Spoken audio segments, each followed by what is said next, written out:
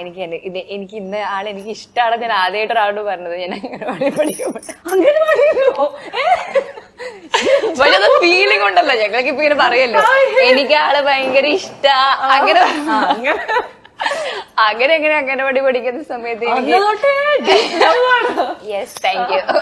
അപ്പൊ എനിക്ക് ഒരു എന്റെ കൂടെ ഉള്ളൊരു പയ്യൻ. അപ്പൊ ഞാൻ ഇങ്ങനെ അമ്മയോടൊക്കെ പറയായിരുന്നു, അമ്മ എനിക്ക് ആള് ഭയങ്കര ഇഷ്ടാ, ഞാൻ വലുതാകുമ്പോ ഞാൻ കല്യാണം കഴിക്കുമല്ലോ എന്നൊക്കെ പറയാം. അതിപ്പോ പറഞ്ഞാൽ ഇപ്പോഴും കളിയാക്കും. അത് ആ സമയത്തല്ല, നീ അങ്ങനെ വരുമ്പോ തന്നെ ഇതുപോലെ ബോധമില്ല സമയത്ത് വെറുതെ രസല്ലേ. അനുശ്വരയുടെ ഇന്റർവ്യൂവിന് വരുമ്പോഴത്തേക്ക് അനുശ്വരയുടെ അമ്മയ്ക്ക് തന്നെ പേടി, എന്തൊക്കെയാണോ വിളിച്ചു പറയാ അല്ലേ. ഇന്ന് എന്നെ ഒന്ന് കണ്ടിട്ട് ഹായ് പറഞ്ഞിട്ടോ.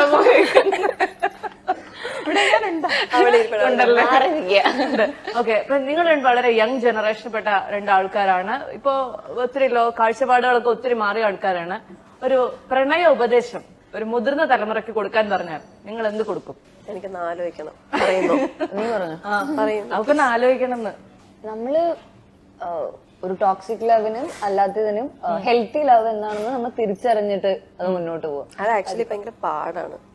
അത് എന്താ സംഭവം വെച്ചാല് ഞാൻ പറയാം, ഞാൻ കുറെ കണ്ടിട്ടുള്ളതാണ് വെച്ചാല് ആദ്യം ഇഷ്ടപ്പെടുന്ന സമയത്ത് നമ്മൾ എന്തായിരിക്കും കൂടുതൽ ചെയ്യുക, നമ്മളുടെ ഏറ്റവും ബെസ്റ്റ് കാണിക്കാൻ നോക്കും.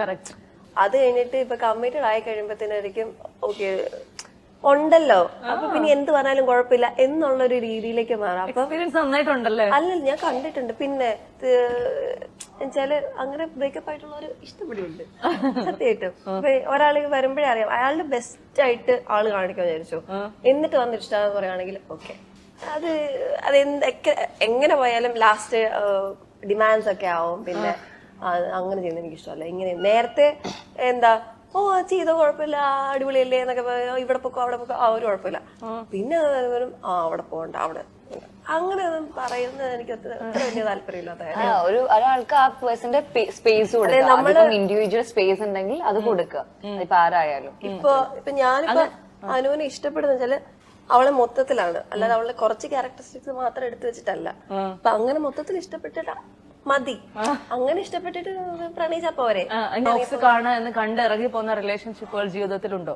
പിന്നെ അത് ബെസ്റ്റ് ഫ്രണ്ട്സ് ആണെങ്കിലും ബെസ്റ്റ് ഫ്രണ്ട്സ് ആണെങ്കിലും ആരൊക്കെ ആണെങ്കിലും.